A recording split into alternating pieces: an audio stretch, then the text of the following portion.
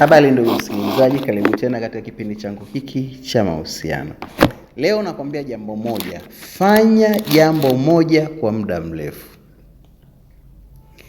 The one thing. Wanasema kuwa siri ya fanikio makubwa sio kufanya mambo mengi kwa wakati mmoja, bali ni kuchagua jambo moja muhimu na kulipa umakini mkubwa kwa muda mrefu. Unapofanya mambo mengi kwa wakati mmoja, unatapanya nguvu. Yaani nguvu zako zinapotea. Watu wengi huanza jambo kwa hamasa kubwa sana, lakini changamoto zinapoanza kutokea huwa wanaacha na kuanza kitu kingine. Keller na Papason wanasema kuwa watu wanaoanza kitu na kuachia njiani sio kwamba hawana uwezo, bali tatizo ni kuwa hawatoi muda wa kutosha kufanya jambo hilo mpaka liwape matokeo mazuri.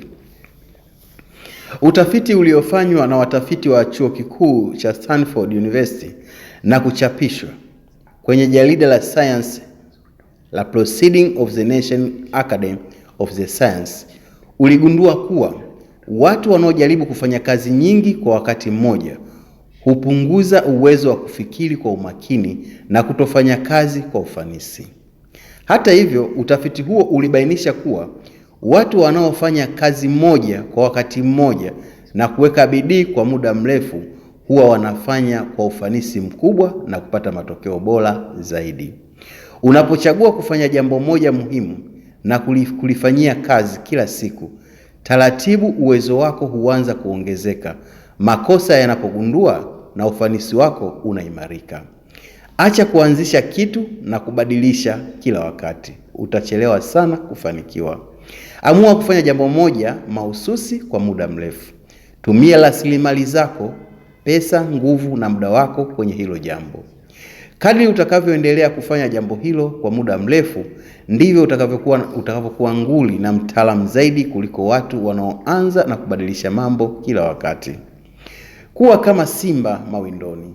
Simba wanapokimbiza kundi la swala, hata anapotokea swala mwingine akakatiza karibu yake, simba huwa habadili maamuzi na mwelekeo kuanza kumfuata, bali huendelea kumkimbiza swala mmoja aliyemkusudia mpaka amkamate.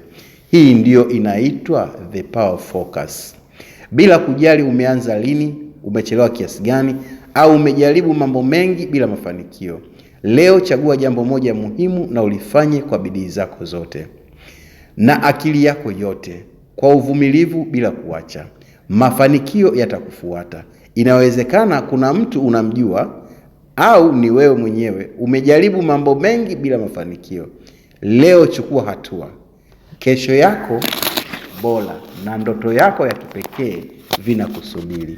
Kama umejifunza katika makala hii, basi naomba uweke comments, kisha usisahau kusubscribe hapo chini ili ujifunze. Ila uelewe, the power is within you.